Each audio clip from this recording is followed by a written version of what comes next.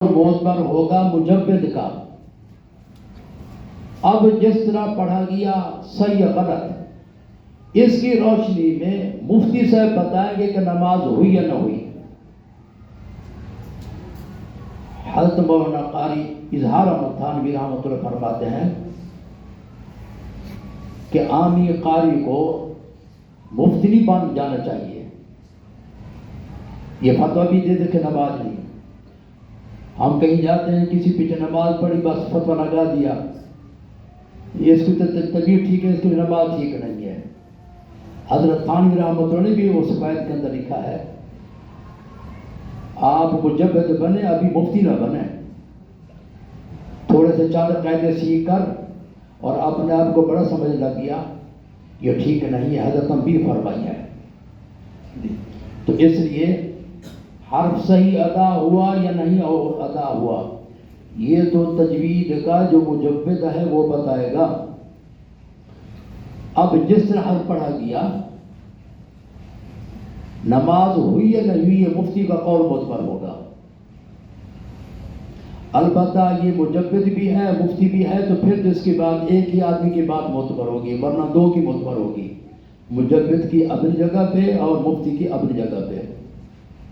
تو فقہاء نے یہ لکھا ہے کہ کوئی آدمی کوشش کرتا ہے، یہ تو دوبارہ اس لیے بتا رہا ہوں کہ تاکید سے آپ کو یہ بات ذہن میں رہے، ایک آدمی کوشش کرتا ہے، ایک آدمی کوشش کرتا ہے لیکن اس کے باوجود وہ صحیح نہیں پڑھ سکتا، وہ معذور ہے، اس کی نماز ہو جائے گی۔ اور ایک آدمی امکان بھر کوشش بھی نہیں کرتا، وہ امکان بھر کوشش کر رہا ہے اور اپنے آپ سے کہتا ہے کہ بس مجھے تو میرا قرآن تو صحیح ہے، تو پھر فارسی کے شاعر نے کہا ہے کہ یہ آدمی غلط پڑھ رہا ہے، ساری زندگی غلط پڑھتا رہے گا، پڑھ رہا ہے اور اپنے آپ کو سمجھا رہا ہے میں تو صحیح پڑھتا ہوں۔ بھائی صحیح تمہارا اس وقت ہوگا جب مجوید کے سامنے، ماہر تجوید کے سامنے جا کر تم اس کو قرآن سناؤ، وہ تصدیق کر دے۔ اس لیے علماء تجوید نے لکھا ہے، مولانا محمد عاشق علی بلند شہری وہ حاضر مدین رحمۃ اللہ علیہ،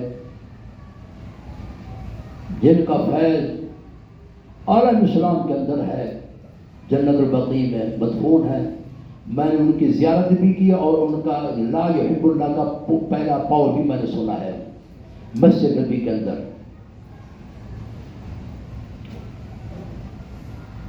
انہوں نے کتاب لکھی التحفۃ المرضیہ شرح مقدمہ جزریہ، مختصر شاندار جاندار کتاب ہے۔ وہ فرماتے ہیں کہ میں نے اس کتاب کے اندر لکھا ہے، میں نے علم تو اس کا خوب حاصل کیا، قواعد تجوید قاری محمد سلیمان دیوبندی تھے سہارنپور میں مظاہر علوم میں، ان سے میں نے علم تو خوب حاصل کیا لیکن تجوید کے ساتھ مشق نہ کر سکا۔ اصل تو مشق ہے، مشق سے مراد یہ نہیں کہ جو محفل کیا تو پڑھنے کے لیے ہے، اصل مشق کے آپ کا تا اور پا کا فرق ہو، قاف کاف کا فرق ہو، عین حمزہ کا فرق ہو، زال زا کا فرق ہو۔ جی وہ تو ایک انداز ہیں، تین انداز لکھے ہیں فقہاء علماء تجوید نے، ترتیل، تدبیر، حد۔ ترتیل ایسے جیسے محفل کے ہاتھ میں پڑھا جاتا ہے، تو ہمارا مشق کا تصور اسی طرف جاتا ہے عرف عام میں، حالانکہ مشق کا معنی ہے بار بار تکرار کرنا۔ فَإِنَّ الشَّيْءَ إِذَا تَكَرَّرَ تَقَرَّرَ، جب کسی چیز کا بار بار مذاکرہ ہوتا ہے، تذکرہ ہوتا ہے، تکرار ہوتا ہے، وہ چیز اس میں پختہ پن آ جاتا ہے۔ دیکھیں تقررہ تقررہ، یہ دو لفظ ہیں ملتے جلتے، تقررہ میں کاف ہے، تقررہ میں قاف ہے۔ اب تقررہ کے اندر کاف ادا کریں گے تو صحیح معنی بنے گا اس لفظ کا جو مقصود مطلوب ہے، اور تقررہ کے اندر بھی قاف صحیح ادا کریں گے تو وہ معنی مراد ہوگا. سمجھ رہی بھائی؟ لفظ ہے قرآن مجید کے اندر لفظ ہے قلب. قلب کاف کے ساتھ، اس کا معنی شگ کتا. شگ فارسی کا لفظ ہے، کتا اردو کے اندر ہے، اور عربی کے اندر قلب ہے. اور قلب قاف کے ساتھ بھی ہے، اس کا معنی ہے دل. دل. اب تلاوت کرنے والا آدمی قلب کی جگہ قلب پڑھ رہا ہے تو کیا خیال ہے، یہ صحیح پڑھ رہا ہے؟ اور قلب کی جگہ قلب پڑھ رہا ہے. عصا سین کے ساتھ ہے اور عصا صاد کے ساتھ ہے. سین کے ساتھ بھی معنی لفظ موجود ہے، صاد کے ساتھ بھی موجود ہے. تو جہاں سین مراد ہے، سین والا لفظ ہی پڑھنا پڑے گا، تب معنی بنے گا صحیح. اور عصا کے اندر صاد پڑھے گا تو وہی معنی جو مراد ہے، مقصود مطلوب ہے، وہی بنے گا.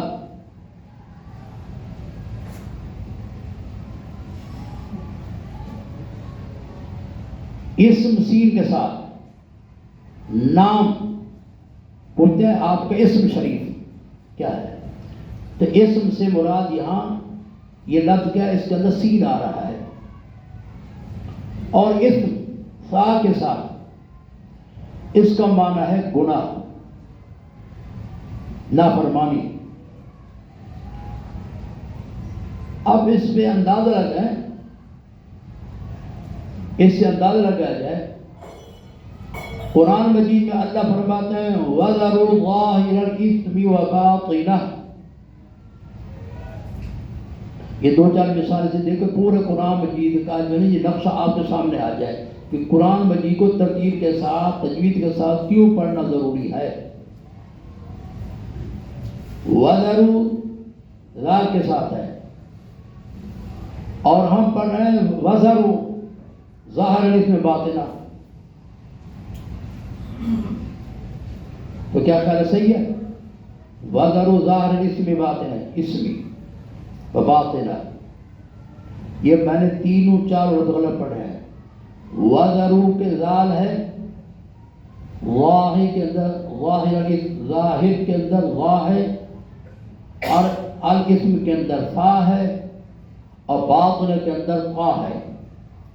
اور میں چاروں کو غلط پڑھ رہا ہوں، تو میں نے تجوید ترتیب سے پڑھا یا غلط لحن سے پڑھا؟ غلط پڑھا. بتاؤ چیچو بولے تھوڑا، آپ بھی تو بولے نا. غلط پڑھا. اب اس غلط کو صحیح کرنا اللہ کا حکم ہے، جس کو اللہ فرماتے ہیں وَرَتِّلْ قُرْآنَ تَرْتِيلًا. وَرَتِّلْ قُرْآنَ تَرْتِيلًا. اے محمد صلی اللہ علیہ وسلم، میں اللہ کا آپ کو حکم ہے قرآن مجید کو صحیح صحیح پڑھو.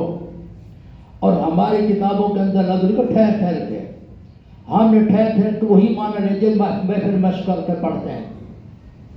شاہ ولی اللہ محدث دہلوی رحمۃ اللہ علیہ، دیگر حضرات نے جو ائمہ ہیں اس کے تجوید کو لکھا ہے کہ اس سے مراد ہر حرف کو اپنے مخرج سے مع صفت کے ادا کرنا. اب وہ تو تین انداز ہیں، تینوں انداز کو نبی اکرم صلی اللہ علیہ وسلم نے پڑھا. ترتیل کے ساتھ بھی آپ سے تلاوت منقول ہے، جیسے ہم محفل کا پڑھتے ہیں.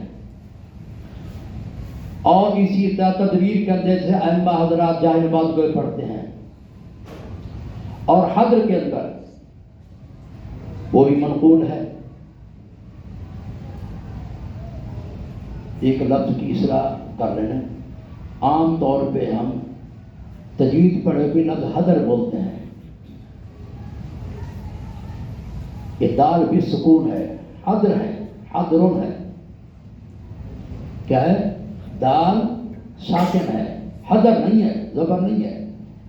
اسی طرح بہت سارے اہل علم بھی دوسرے بول رہے ہیں، لفظ بدر بول رہے ہیں. لفظ بدر ہے قرآن مجید میں ہے. حضرت مفتی رشید احمد رحمۃ اللہ علیہ، حضرت مولانا محمد یوسف جانی شہید رحمہ اللہ، یہ حضرات ان الفاظوں کی بہت تصحیح فرمایا کرتے ہیں کہ اہل علم کے اندر یہ غلطی پائی جاتی ہیں. جب عوام تو عوام ہے، وہ تو کل انام ہوتے ہیں، ان کو تو سمجھ بوجھ نہیں ہے. جو اہل علم ہے وہ بھی حرفوں کو غلط ادا کر رہے ہیں. لفظ کیا بولنا ہے؟ حضر. لفظ کیا ہے؟ بدر. بدر نہیں، بدر کے مقام پہ. بعض دفعہ علماء بیان کر رہے ہوتے ہیں میں بدر بھی گیا تھا، بس سن کر کہیں اگر ہوتی گنجائش تو بول دیتا ہوں، کہیں یہ بڑے آدمی ہیں اب ان کو کیا کہا جائے. لفظ ہے بدر. تو حضر کے اندر مراد تو ہو جاتی ہے، لفظ تو غلط ہے نا. اہل علم کی اہل علم والی غلطی ہے، لکھے پڑھے کی غلطی اور ہے، جہل آدمی غلطی اور ہے. غلطی غلطی ہے، اس کو تو معذور سمجھا جا سکتا ہے. یہ جو اہل علم اس کو تو معذور نہیں سمجھا جا سکتا. تو فقہاء نے کیا لکھا ہے؟ جن حرفوں کی متشابہ اور جن حرفوں کی آوازیں آپس میں ملتی جلتی ہیں ان کے مابین فرق کرنا فرض عین ہے. اسی کو مولانا علی قاری ہم فرماتے ہیں کیا؟ وَالْعَمَلُ بِهِ فَرْضٌ عَيْنٌ. تجوید کے ساتھ ترتیب کے ساتھ قرآن پڑھنا فرض ہے. نماز کے اندر ایک رکن ہے قرات کا، ہے نا؟ ہے نہیں ہے؟ کم از کم 3 آیتوں کی مقدار قرآن مجید کی تلاوت کی جائے تو تب نماز ہوگی. ایک فرض ہے. تو فرض چھوٹ جائے نماز ہو جائے گی؟ یہ تو عام لوگوں کو معلوم ہے. فرض چھوٹ جائے نماز نہیں ہوتی. واجب چھوٹ جائے اس کا حل ہے.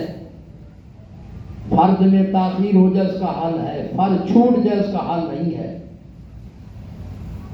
تو ایک اس میں رکن ہے اور رکن چھوٹ جائے نماز ہو جائے گی. تو قرات قرآن جو ہے کم از کم 3 آیتوں کی مقدار اس میں پڑھنا نماز کی تکمیل کے لیے ضروری ہے. تو اسی طرح جن کی آوازیں آپس میں ملتی جلتے ہیں جس میں معنی میں تغیر تبدل ہوتا ہے ان کے مابین فرق کرنا ضروری ہے. اور اہل علم کے تو اور زیادہ ضروری ہے. تو جب بتایا تفصیلی بتا رہا ہوں، اگر کوئی آدمی اپنی بھرپور کوشش امکانی کوشش کر کے سیکھ رہا ہے، تجوید کے ساتھ قرآن پڑھنے کی کوشش کرتا ہے لیکن وہ نہیں پڑھ سکتا، وہ ہے معذور. اور جو کوشش صرف سے کرتا نہیں تو اس کے بارے میں کیا ہے؟ اہل علم سے شکوہ ہے. آج کتنے ایسے عالم ہیں جو نمازیں پڑھا رہے ہیں، سروے کر کے دیکھیں ذرا پورے پاکستان میں.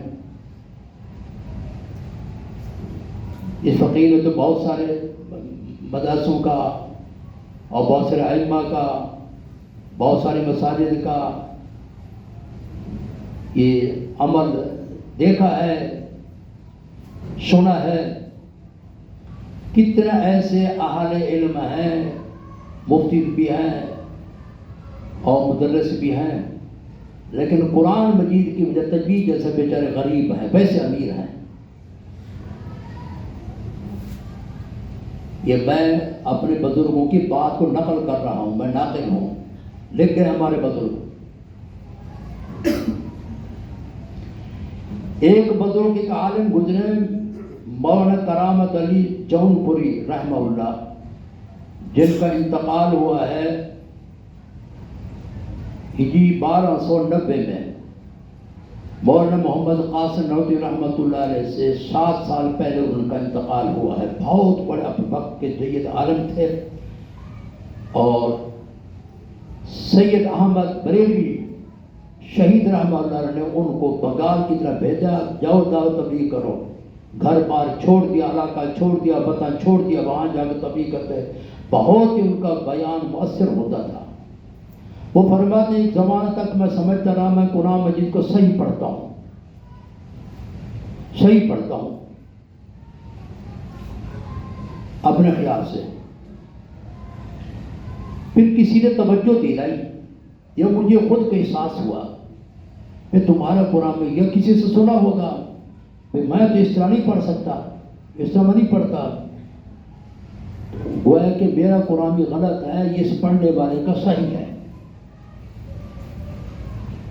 فرماتے ہیں کہ پھر میں اہل ادا کے پاس، علماء تجوید کے پاس گیا، میں نے ان کو قرآن بھی سنایا تو اس مجود نے جو فن کے ماہر قاری صاحب تھے انہوں نے فرمایا کہ آپ کا قرآن مجید جو ہے جی وہ تجوید کے اعتبار سے ڈھیلا ہے۔ ایک وقت کیا سمجھ رہے ہیں؟ میں قرآن بھی صحیح پڑھتا ہوں، اپنا واقعہ بیان فرما رہے ہیں۔ فرماتے ہیں پھر میں نے یہاں سے رخت سفر باندھا، میں نے پھر میں چلا گیا مکہ مکرمہ مدینہ طیبہ۔ 2.5-3 سال میں نے وہاں بڑے بڑے قراء سے میں نے تجوید جو ہے حاصل کی، قرآن بھی صحیح کیا۔ وہاں جا کر مجھے احساس ہوا کرامت رہی تو ساری زندگی قرآن بھی غلط پڑھتا رہا۔ کاش ہمارے اس دور میں بھی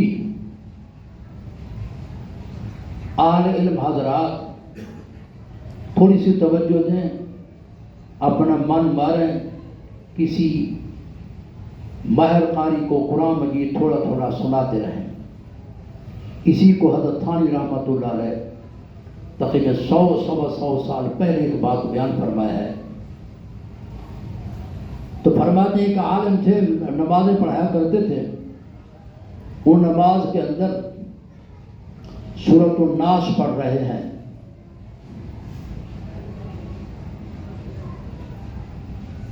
پڑھا من الجنات والنس،